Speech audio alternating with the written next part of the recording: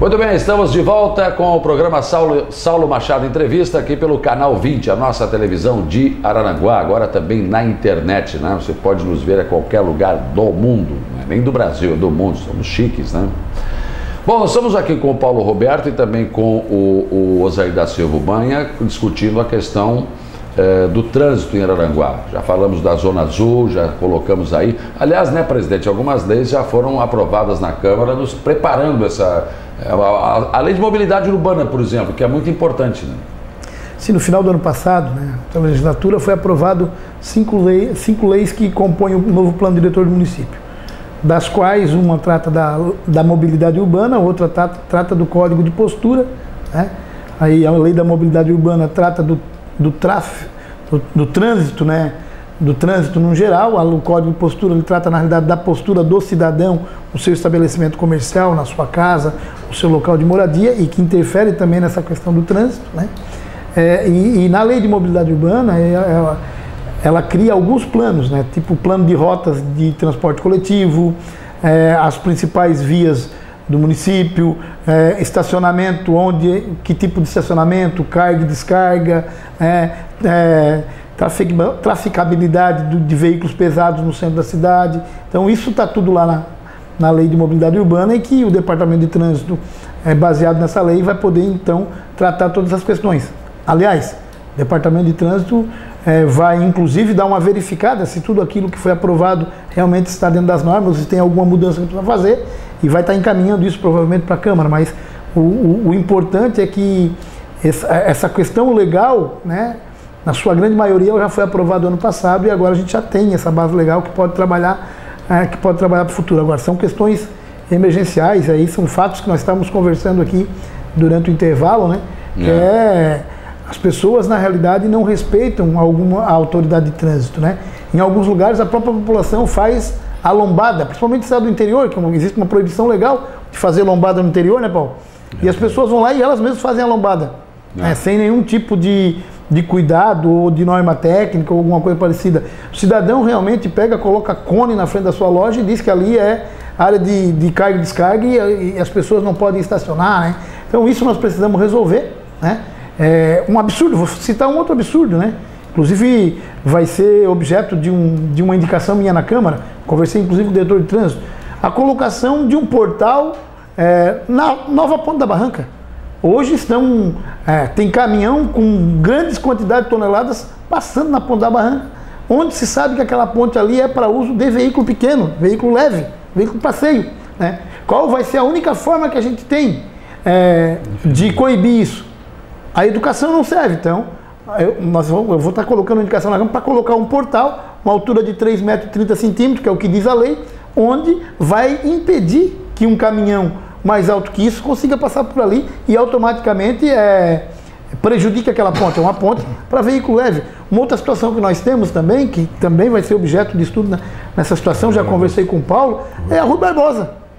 Todos nós sabemos que existe um estudo técnico na FAMA, onde a parte de baixo da Rua Barbosa, a água do rio tem efetivado uma erosão por baixo do asfalto. E aquilo ali sempre há esbarrancamento. E existe hoje uma determinação do município de que veículos com grande quantidade de tonelada não possam trafegar também por aquela rua ali. É uma outra situação, porque não há respeito nas placas, embora tenha as placas da proibição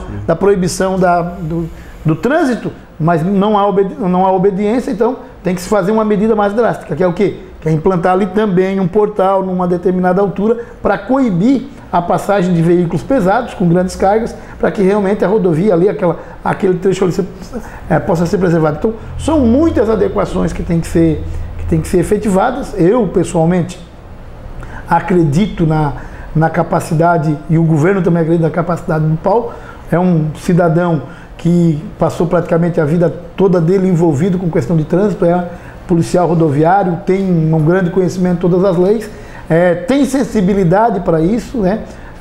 Consegue discutir claramente as questões do trânsito. Eu não tenho dúvida nenhuma que, com toda essa questão legal que hoje nós temos no município, e agora com toda a reestruturação do Departamento de Trânsito, nós podemos aí começar a imaginar uma melhor qualidade do trânsito da nossa cidade. Aliás, essa questão da Ponte da Barranca é só mais uma, né, dessa questão da falta de educação no trânsito. É uma coisa terrível que as pessoas fazem. A ponte foi projetada para automóvel, até caminhão toco, um caminhão 10 leve, toneladas. pouco, né? 10 toneladas. 10 toneladas. Daí os caras, daqui a pouco está passando carreta, se é que já não passou ali, essa ponte vai cair, meu Deus do céu. Ela não foi projetada para isso. Ela não foi projetada para isso. Essa ideia, Paulo, te agrada desse portal? Porque não, de repente você... Nós já discutimos com o Banha, com o secretário de Planejamento. Essa é uma das medidas emergenciais também que nós faremos. Então logo seja colocado, disponibilizado o material que nós temos para receber do processo licitatório. Porque não podemos esperar a coisa acontecer para depois tomar as providências. Infelizmente não temos como fazê-lo agora, por falta justamente de recursos humanos e de material, mas tão logo seja implementada, vocês podem cobrar da gente que nós queremos dar nossa contribuição da melhor maneira possível para Araranguá. O secretário de Obras, o secretário do Interior, Beto Coelho e Maurício, também sofreram com esse problema, né? Porque tiveram que lançar edital de licitação para compra de material, ficaram um tempão sem conseguir dar uma resposta. Agora o material já chegou, eles já estão trabalhando. Quanto tempo ainda você estima, Paulo, que demore para resolver isso? É mais ou menos isso. Eles iniciaram o governo no dia 1º de janeiro, eu assumi dia 13 de fevereiro. Eu acredito no prazo aí dos 30, 40 dias, eu estou falando num prazo que eu acho bastante tranquilo, mas pode haver, como os nossos materiais têm algumas especificações, talvez o setor de compras tenha alguma dificuldade de licitar, mas a licitação já está correndo, Saulo.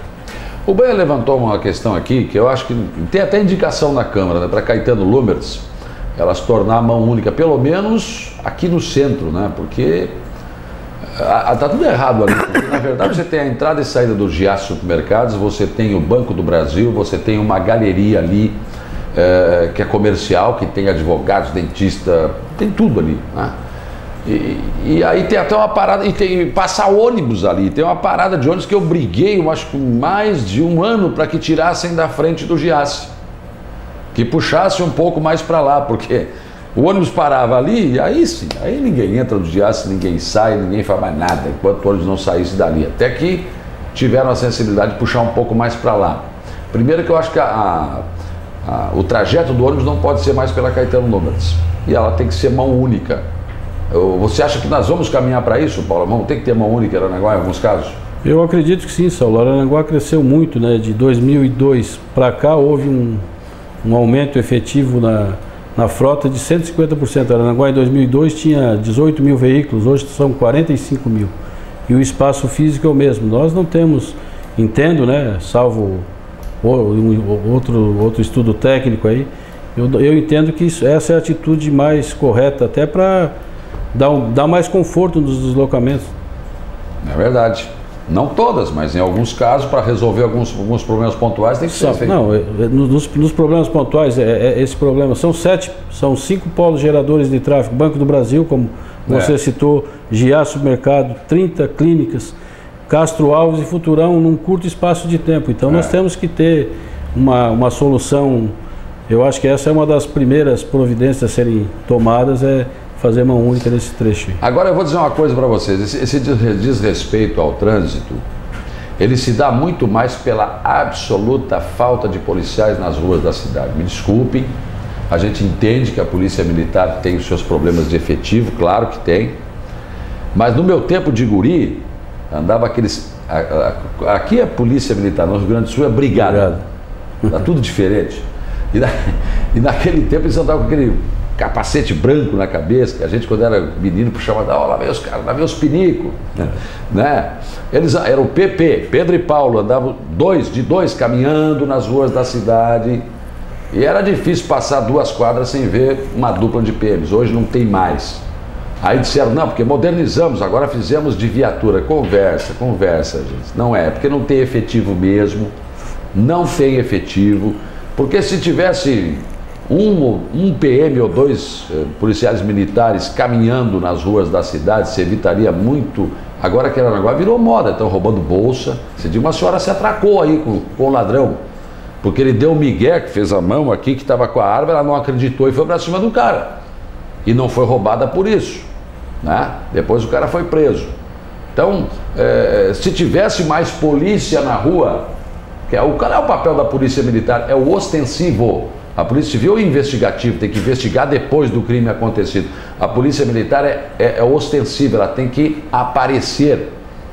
E esse policiamento que é feito hoje, ele pode dar um pouco mais de agilidade, que estão dentro da viatura. Mas, na verdade, não tem polícia na rua caminhando. Você vê, na última semana, você viu algum policial militar caminhando na rua da cidade? Ah, tu quer voltar ao tempo antigo, mas olha, funcionava melhor, gente.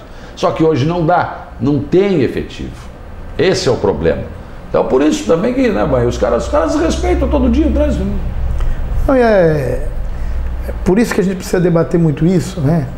Porque, inclusive, o Paulo, que sempre pertenceu aí aos quadros da Polícia Rodoviária Federal, frequentemente é convidado para participar de várias atividades no Brasil inteiro, em Brasília. A última vez que ele esteve lá, por exemplo, acabou trazendo uma caixa de material exatamente para a questão de educação no trânsito, que é uma outra coisa, inclusive, que vai ser implantado pelo Departamento de Trânsito, exatamente essa parceria com a Secretaria de Educação, com as outras secretarias, exatamente para discutir a situação da educação no trânsito. Porque, além da falta de respeito do próprio motorista, de não dar lugar para o pedestre, que na realidade, pela lei, é aquele que tem mais direito na via pública, né? Ainda tem a falta de fiscalização. E aí você está correto, aí nós precisamos aí deixar claro que o que existe hoje realmente é a falta de efetivo, né? Então, tu pega o Vale do Araranguá, por exemplo, nós temos cidade que tem 2 policiais, que cada um faz um turno de 12, 16 horas, e o outro aqui em Araranguá, o nosso efetivo está muito pequeno para uma cidade que já cresceu como cresceu, que tem o índice de violência que tem o movimento que tem. Devia com certeza haver uma sensibilidade maior, né, do governo estadual, que é o responsável pela questão da segurança, pela Polícia Militar, de trazer mais militares para cá. Porque os militares que a gente tem aqui prestam um grande serviço para a sociedade, a gente sabe disso. Agora, também não dá para exigir da polícia algo que vai além da própria capacidade que a corporação aqui tem. Não tem como. Então, agora, eu imagino que se fazer um trabalho em conjunto, município, estabelecendo novas regras, delimitando, determinando realmente como deve funcionar o trânsito, em conjunto com a Polícia Militar e vários outros setores da sociedade e a questão da educação, nós podemos resolver. Nós vamos em várias cidades por aí, por exemplo, que o cidadão está do lado da estrada, o veículo já para na faixa de pedestre. Aqui em Araranguá nós temos uma situação complicada, por exemplo, a questão das faixas de pedestre. Eu sempre fico confuso com aquilo.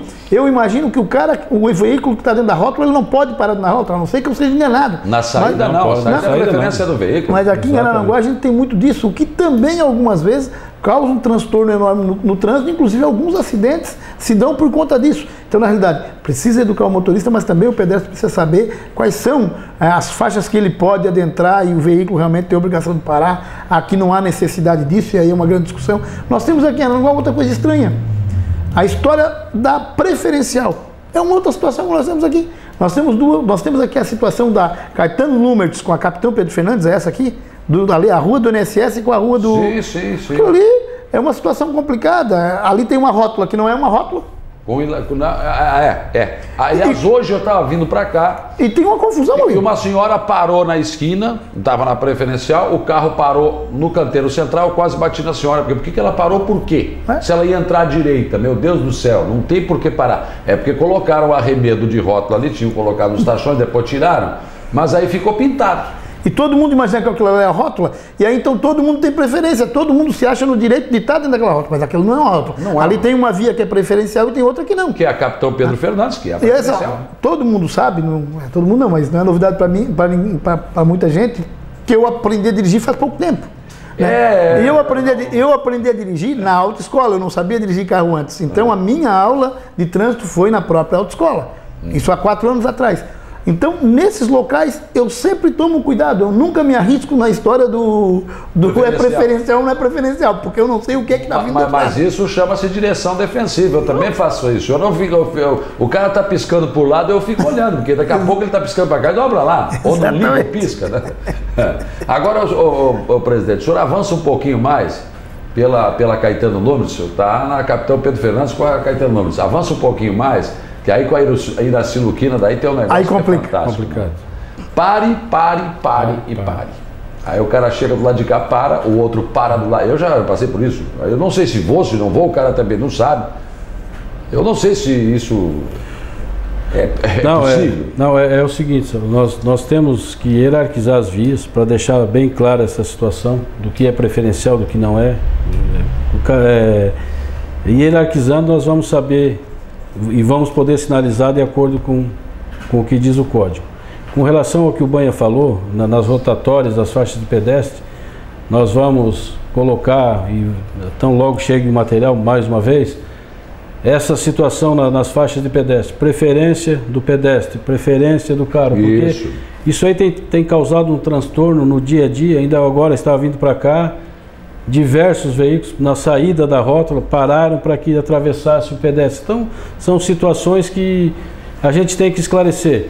Com relação à educação no trânsito, uma parceria com a Secretaria de Educação, nós conseguimos junto ao Detran, e eles vão fazer, nós vamos capacitar, a Secretaria vai capacitar todos os professores da rede municipal em educação de trânsito. Ótimo, boa notícia. Fazer uma parceria, nós já está agendado com a Rosângela, secretária, e a Rosângela também do Detran.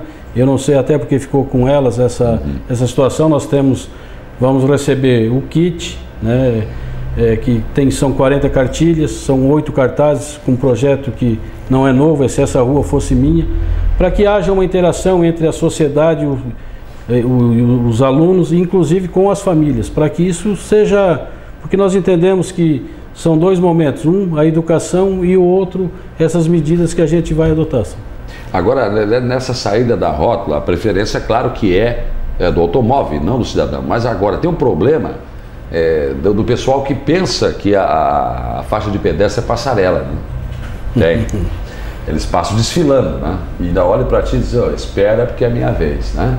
E tem aquele que na saída da rota, ele vai caminhando do jeito que ele está, ele continua. E aí o cara não tem saída, ou ele atropela o pedestre ou ele para. E aí é pior ainda, porque quem vem atrás não espera que ele vá parar. É verdade. Então, isso ocasiona uma outra coisa, que é, na dúvida de quem tem direito, vai parar na justiça.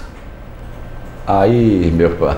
Vai parar na justiça. Um acidente de trânsito numa situação dessa. Vamos pegar ali naquela rótula da Caetano Nunes com a Capitão Pedro Fernandes. Ali, todo mundo acha que é preferencial. Uma situação daquela ali, o cidadão vai discutir com o outro e vai estar na justiça imaginando que ele tem razão, e depois ele vai verificar, na hora que for realmente estudar para ver qual é a hierarquia da via, qual é que é preferencial e o que não é, ele pode ter lá uma surpresa, dizer o seguinte, não, na realidade você avançou, né, sem você ter o direito de fazer esse tipo de manobra no trânsito. Então, são situações que a gente precisa começar a resolver, e eu volto a dizer, volto a afirmar, né, eu não tenho dúvida nenhuma da possibilidade real que nós temos agora para estar resolvendo os problemas de trânsito. O Paulo, a gente conversa bastante, ele tem dito que vai enfrentar alguns problemas que são crônicos. Essa questão da regulamentação do mototáxi é uma coisa que tem que ser feita. A regulamentação dos táxis comum tem que ser feita. Nós temos uma outra coisa agora na cidade que é a coisa mais interessante do mundo. Os cidadãos criaram um tal táxi executivo. Registra uma empresa como táxi executivo. Todo mundo sabe que o ponto de táxi é uma concessão pública. Claro. Mas o tal táxi executivo, na avaliação deles, não precisa, porque é uma empresa de táxi. Não. Se bem que a gente não tem muito executivo nessa cidade para estar sendo transbordado. E aí começa essa mistura de aquele que se transformou num táxi executivo ser o táxi do dia a dia que a pessoa liga, ele acaba o quê? Ele acaba entrando numa outra seara, que é aquele que tem a concessão de táxi. Mas existe essa prerrogativa? Se eu uma situação... eu posso pegar o meu carro e pintar táxi executivo e fazer isso? Que é uma situação, segundo eles, registra uma empresa, né, bom? Mas não foi concedido o alvará. Não foi concedido o alvará, exato. Até porque não é regular. Não, até porque não está na lei, então não... Então tem são coisas que as pessoas vão verificando para poder... É óbvio que o que nós precisamos fazer em Araranguá, o Paulo sabe disso, todos nós sabemos disso, é discutir novas concessões de táxi, novos pontos, que tem pontos que os caras são donos há não sei quanto tempo e não tem nem táxi lá. Em alguns lugares, tu pode ficar procurando táxi que não está lá. O táxi não está lá, né? Precisa aumentar. Hoje nós temos alguns pontos, por exemplo, que necessitam de táxi, que nós precisamos regulamentar. Se tu pegar lá na UPA, há necessidade de um ponto de táxi. Né? Ali tem a UPA, tem o Cefet, tem a Universidade Federal do outro lado. Né? Tu pega o bairro Coloninha, tem um ponto de táxi no bairro da Coloninha, um bairro daquele tamanho, e outro lá no Hospital Regional. Tu vai ali para as Areias, né? Sim. E para vários lugares. Então, isso é uma das questões, inclusive, o Paulo está discutindo, é uma coisa que tem que ser enfrentada. Tem outra questão que também passa pelo Departamento de Trânsito, que também é um outro gargalo que nós temos que decidir ainda esse ano, que é a situação da concessão do transporte coletivo. Essa vai dar graça. Para reestruturar todo o transporte coletivo de Aranaguá, que hoje está deficitário, a gente sabe disso. Faltam linhas, faltam ônibus, faltam horários. Né? Precisa fazer isso. É uma outra questão. Então, assim, nós assumimos o governo, né, especificamente nessa pasta do trânsito, com algumas questões que têm que ser resolvidas. O caso da licitação da concessão do transporte coletivo, por exemplo, existe um termo de ajustamento de conduta que o município vai estar assinando daqui a pouco, se comprometendo com o Ministério Público, com os prazos para fazer a concessão. Então, são questões que tu tens que pensar, né, que tem que ser, então, são coisas que a população tem que ficar sabendo disso, de como que funciona, de como que vai ser, para poder ter um pouco mais de entendimento daquilo que vai sair rápido e aquilo que vai demorar mais um pouquinho. Mas olha, vereador, eu termos de ajustamento de conduta eu não assinaria, viu? Eu não assinaria. Eu prefiro uma boa briga, então eu vou discutir. Vai me processar? Então me processa, que no processo eu posso me defender. Agora, se eu assinar um termo de ajustamento de conduta, sou réu, confesso. Mas no caso daí eu tenho que fazer o que está ali. Então, o Ministério Público, desculpa, para cima de mim com o termo de ajustamento de conduta, eu não assinaria. Mas no caso... Não. Agora está acontecendo também com as associações de moradores, que a Vila São José não tem mais som, não pode mais, e o promotor disse o quê? Não adianta vocês falar isso aí, que senão vão me comover. Não é questão de comover, é uma questão de bom senso, meu Deus do céu. Como é que a Vila São José faz bailes e coisa há tantos anos e agora, né, parece que uma pessoa, duas se mudaram para lá e de repente agora não tem mais, é silêncio absoluto. E já teve a Uruçanguinha, se não me falha a memória, assinou um termo de ajustamento de conduta e não vai fazer mais nada lá, o salão vai ficar abandonado porque ele vai ter que cumprir. Agora, se entrasse num processo, poderia pegar um bom advogado, poderia argumentar, poderia até ganhar um processo, pronto. Mas Saulo, nesse caso aí da concessão do transporte coletivo, na realidade, a concessão acabou em abril do ano passado. A antiga gestão tinha que encaminhar a nova licitação. Talvez pelo fato de ser período eleitoral acabou não encaminhando. Começou um período de funcionamento precário, que a gente chama no termo jurídico, certo? Então hoje a concessão do transporte coletivo de Aranaguá ela funciona a título precário. Por quê? Porque o município não tem condições de fazer o trabalho e a empresa que hoje opera não pode abandonar, porque isso é um trabalho essencial que o Estado tem que oferecer para a população. E aí, por conta disso, o Ministério Público entrou com uma ação civil pública para questionar o porquê que não foi feita a licitação da concessão. E, nesse sentido, já no ano passado, o Ministério Público apresentou uma proposta de termo de ajustamento de conduta para o município aceitou, e o que ficou para nós agora foi exatamente verificar quais são os termos desse ajustamento de conduta para poder fazer a nova licitação. Então, assim, são essas questões que o Departamento de Trânsito vai ter que tratar. E aí, por isso que as pessoas até estranham algumas manifestações da gente na Câmara. Eu sempre lá na Câmara digo, algumas coisas a gente precisa explicar para a sociedade, para que a sociedade possa ter um entendimento, né, de como as coisas funcionam. Tipo a questão da balsa. Vamos supor que daqui a pouco já vai estar na água, né, Paulo? Que mais 10 dias aí vai estar na água. O que faltava era um esclarecimento para a população, no meu entendimento, de que lá havia necessidade da vistoria da Marinha, né?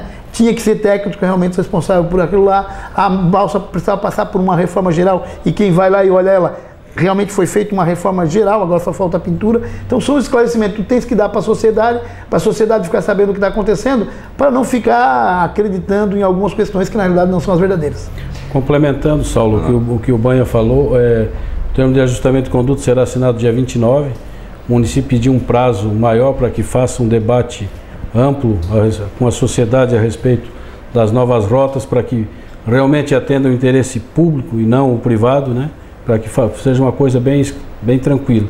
Com relação à balsa, a hora que nós recolocá-la em funcionamento, nós faremos um monitoramento eletrônico, até porque a balsa tem dado vários problemas. Então, nós estivemos no Ministério Público, estivemos na Marinha, conversando para fazer essas adequações, porque não é mais possível nós, o município ou os munícipes, né, pagarem por um problema que talvez a gente culpe alguém que não tem essa culpa. Então, com monitoramento eletrônico 24 horas, as coisas ficarão bem mais esclarecidas.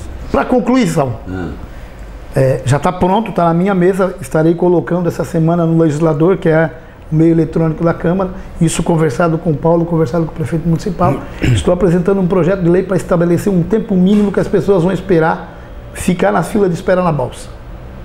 É impossível, pelo fato de ser gratuita, que o cidadão fique mais de 40, 50 minutos esperando para ultrapassar na balsa, enquanto quem lá trabalha, porque só tem um carro ou tem 2 carros, não faz o trajeto. Então, o projeto de lei já está pronto, vai estabelecer um tempo mínimo, certo, de parada, com esse monitoramento que vai ser implantado na balsa. É bom para todo mundo, inclusive para os servidores públicos, porque pode esclarecer um monte de coisa que às vezes dizem que eles são culpados e provavelmente não são, e não fizeram, inclusive nessa questão do tempo. Então, só quero dizer para a sociedade que a balsa, voltando ao funcionamento, terá uma lei que vai estabelecer um tempo mínimo de espera para aquele que vai fazer a passagem da balsa. Muito bem, eu ficaria aqui o resto do tempo conversando, discutindo esses problemas da cidade. Eu adoro fazer isso, até porque essa é uma cidade que eu moro, que eu amo, que está no meu coração, né? E os problemas que ela tem, a gente tem que discutir, porque discutindo surgem novas ideias, enfim. Mas já deu para perceber aí que o trabalho do Paulo não é fácil. Não é fácil mesmo, mas tranquilo. Falou em ruído, inclusive. Não. Vai ter que fazer jus ao salário aí. Eu acho que vai ter que aumentar o salário do homem. Tudo isso aí. Não, realmente as atribuições são muitas. O desafio é grande, mas eu acho que nós estamos encarando, né? Até no futuro muito próximo aí. Eu acho que tanto Defesa Civil quanto Trânsito, nós temos que fazer um conselho municipal para discutirmos essas questões que são de abrangência muito grande, né? Tá bom. Obrigado pela presença de vocês aqui, sucesso no trabalho. E assim fechamos mais uma edição do nosso programa Saulo Machado Entrevista. Um abraço, fique bem, fique aqui.